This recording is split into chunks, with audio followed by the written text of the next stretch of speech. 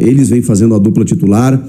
O sistema favoreceu, o time do Dorival Júnior, ele tem esse benefício, esse acréscimo, eu diria, em relação ao time do Ramon Dias, que tinha lá suas valências, suas virtudes, a gente não deixa de reconhecer, é um time que foi campeão paulista, inclusive, mas que tinha alguns problemas defensivos endêmicos no time, que eram, assim, difíceis de controlar. O Dorival, ele demorou a engrenar na parte criativa do time, na parte construtiva, mas é fato que defensivamente foi a primeira medida do Dorival, e com isso ele conseguiu potencializar futebol de alguns jogadores, como dos laterais, como agora dos defensores. Então, Gustavo Henrique teve seu contrato renovado, tá tranquilo, tem outras renovações sendo encaminhadas, outras que a gente não sabe exatamente se vão acontecer, tem jogadores com contrato até o final do ano, apenas, como o Fabrício Angileri, por exemplo, que está já em negociações para renovar o seu contrato. Ángel Romero é um jogador que a gente não sabe verdadeiramente se o Corinthians vai permanecer com ele, vive talvez a sua pior fase, o seu pior momento técnico no clube de todas as passagens, né? Tá muito mal o Romero. O Maicon, que segue aquela saga de empréstimos do Shakhtar Donetsk, viveu muito com lesões, né, desde o seu retorno, o Maicon, mas nesse momento está sendo importante para o time. Então, tem muita coisa para acontecer até o final da temporada. Vamos focar aqui no fato que é a renovação com o Gustavo Henrique. Aliás, falei do Maicon, e é importante a gente já começar a traçar esse time que vai encarar o Atlético Paranaense. Eu vou fazer um vídeo pré-jogo ainda, que vai ser exibido nessa quarta-feira, mas é importante a gente dizer, o Ranieri está fora, né? Na verdade, o Ranieri teve um problema que a gente não sabe exatamente o tempo de retorno, né? Uma lesão no músculo posterior da coxa. Em outros momentos ele ficou de fora cerca de 3 a 4 semanas, né? Por conta dessa lesão. Um jogador muito importante, na minha opinião, o que dá justamente essa sustentação ali para o meio. E talvez isso indique que o Maicon, por exemplo, que estava tão bem numa função até um pouco mais à frente, até pela consistência que dá o Ranieri, tenha que retornar agora para a primeira função. Não acho que o jogo ofereça grandes problemas, de verdade. O Corinthians vai ter o retorno do seu trio, Garro, Memphis e Yuri, como titulares, um trio que tem, assim, grandes serviços prestados desde o ano passado, né? É um trio responsável pelos grandes momentos que esse time vivenciou da temporada passada para cá. E em algum momento um deles se ausentou, muitas vezes mais de um deles, né? E o Corinthians teve dificuldades.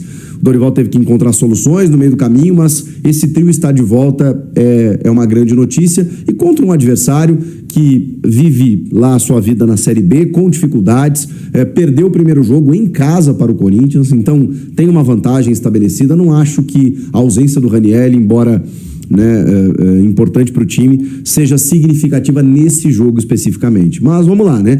A dúvida no time, ela tá justamente na segunda função, porque aí o Maicon deixa de fazer o segundo homem, vem para a primeira função no meio campo, e ali nesse setor você tem o Breno Bidon, o Rodrigo Garro, o Memphis e o Yuri. Quem faz essa outra função no meio campo? O Charles ou o José Martínez, por exemplo, que também está com uma lesão na mão, está servindo a Venezuela na data FIFA, vai voltar de voo fretado, não sei o quê. Então, assim, a tendência é que seja o Charles mesmo, que está com aquela deficiência de ferro, mostrou cansaço em alguns jogos, tecnicamente também deixa a desejar. É um problema, deixa de ser um problema. Não acho que será significativo para o jogo, mas não deixa de ser um problema que o Dorival tem ali no meio campo e não deixa de se tratar de uma dúvida. Em relação aos demais, né, dupla de zaga, Gustavo Henrique e André Ramalho, Mateuzinho e Matheus Bidu nas laterais com Hugo Souza no gol, tá? Esse deve ser o time diante do Furacão. Se a gente tiver mais novidades, ainda projetando a quarta-feira, né, no pré-jogo, a gente estabelece outras possibilidades de time. Antes de eu falar da entrevista com o Romeu Tuma Júnior, que tem coisas importantes para a gente tratar. O Tuma, ele concedeu essa entrevista junto do Pantaleão para explicar algumas situações. Por exemplo, o Ministério Público estava alegando uma demora na entrega de documentos do clube, do Conselho, para apurar com mais intensidade, né, os cartões corporativos dos ex-presidentes, ali no período entre 2018 e 2024. O clube, inclusive, emitiu uma nota durante o dia e na entrevista eles explicaram que não era tão simples assim localizar alguns documentos, que na invasão que aconteceu no Parque São Jorge, lá no final de maio, alguns documentos foram extraviados, então eles tiveram que correr atrás novamente e tal. Então eles explicaram a demora e falaram que esses documentos já estão nas mãos do MP, já estão entregues para que a fiscalização continue.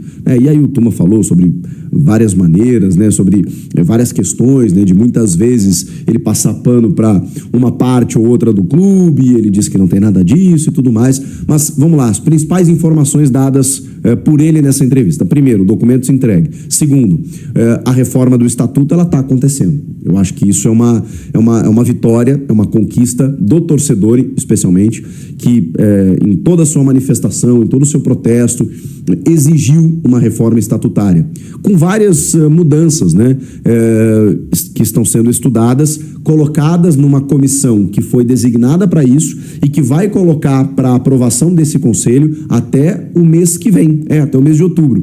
Depois, inclusive até o final do ano, essa nova reforma vai para o pátio, vai para que o fiel torcedor, né, numa assembleia lá, consiga definir pela reforma no estatuto. E aí, entre vários modelos lá, estão inclusive a possibilidade do fiel torcedor, né, votar efetivamente, ampliando muito mais o leque dos hoje aptos a votar, dos hoje votantes, que são 4 mil, né, dentro de um universo tão grande como é o do Esporte Clube Corinthians Paulista na eleição para presidente. E se isso aprovado, já valeria para as próximas eleições, né, quando o Stabile, que inclusive pode até se candidatar, mas enfim, deixará o cargo ou não ao fim de 26. Sabe? Trazer algo grande, tipo um Ronaldo Fenômeno, sabe? Alguma coisa eu nunca vi. Desculpe, eu só vejo o Corinthians endividado, eu não vejo anúncio de parceiro grande nenhum, em nenhuma área. Em nenhuma área. Vamos falar, acho que as verdades têm que ser ditas. A verdade tem que ser dita. O Corinthians anunciou algum grande parceiro. Há quanto tempo você não vê um grande parceiro no Corinthians? Tem uma Bet na camisa que paga bem. Mas Bet, meu irmão, Bet paga todo mundo. Bet paga até quem não tem audiência. Você não acha estranho? Tem canal no YouTube que não tem audiência, tem perfil que não tem audiência, mas tem Bet anunciando. Bet paga qualquer um, filho. Qualquer porcaria a Bet investe. Vamos falar a verdade. Então, assim, o cara hoje trazer Bet pro clube, ele não é nenhum gênio. Ele só é mais um coitado. Mais um escravo do sistema. Então,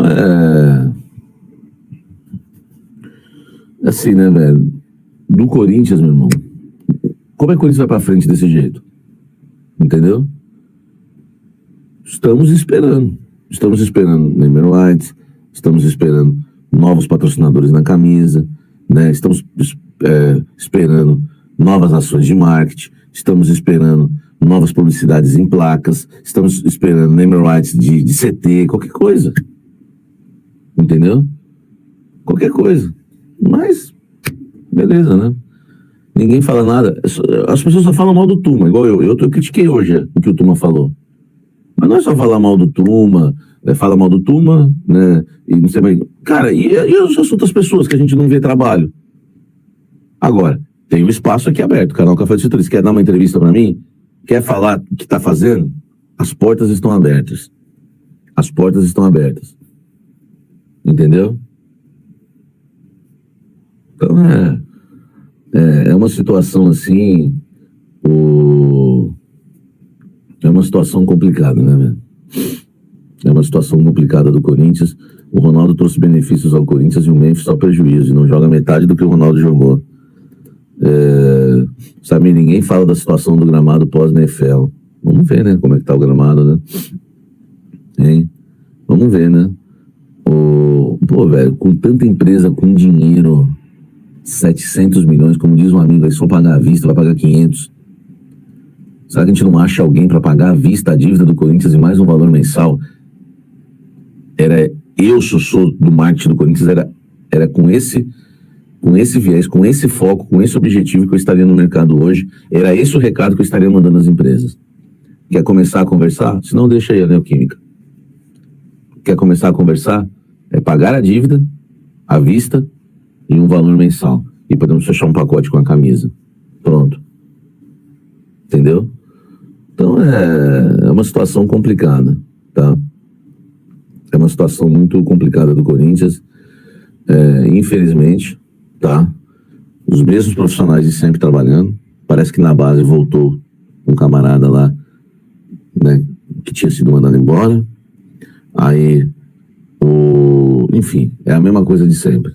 No marketing é o mesmo, financeiro é o mesmo, né? Enfim, tudo é o mesmo, sempre é o mesmo no Corinthians. Nunca tem algo novo acontecendo, tá? Então, infelizmente, o Corinthians vive nessa situação e por isso que até hoje não vendeu, até agora não conseguiu, né, sair dessa situação tão tenebrosa, que é difícil, né? A gente até agora não conseguimos pagar nenhum transferman ainda, tá?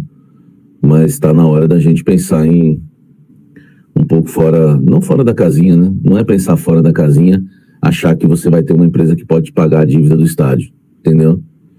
Né? E o Romeu Tuma Júnior dá menos entrevista, que eu acho importante, né? Para falar que não tem que pagar mais o estádio, entendeu? É uma situação realmente, né, complicada. Agora, os que batiam no Augusto não vão falar nada. Os jornalistas do Iletes, os jornalistas, né, que defendem, enfim, infelizmente, eu sou imparcial, tá? E falei aqui, não acho o Tuma esse cara ruim que vocês falam. Mas especificamente da coletiva de ontem foi mal. Foi mal porque nem deveria ter dado a coletiva. Sinceramente, nem deveria ter dado a coletiva. Nem deveria ter dado a coletiva. Sabe? A gente tem que tomar um pouco de cuidado com isso. Entendeu? Nem deveria ter falado. Toda hora, vai lá imprensa no Parque São Jorge. Toda hora. Daqui a pouco vai ter outra coletiva. Sabe? Enfim, repito, tenho personalidade para dizer que eu não acho o Tuma ruim como vocês falam. Tá? Não acho. Acho que ele fez um bem pro Corinthians, inclusive na questão de tirar o Augusto, que não foi ele que tirou, mas ele lutou como um bom corintiano, né? Como lutou em outras gestões sendo oposição. Eu concordo com isso, ele tem razão nisso. As pessoas viajam falar que ele é renovação e transparência. Não é, tá? Tenho personalidade aqui para contrariar vocês. Eu não acho o Tuma ruim como vocês falam. Mas querer dar entrevista toda hora, e essa coletiva ontem foi extremamente desnecessária. Desnecessária. Entendeu? Desnecessária. Não tinham o que falar. Não tinham o que falar. Não tinham o que falar. Tá? E quem não tem o que falar, fala o que não deve. Entendeu?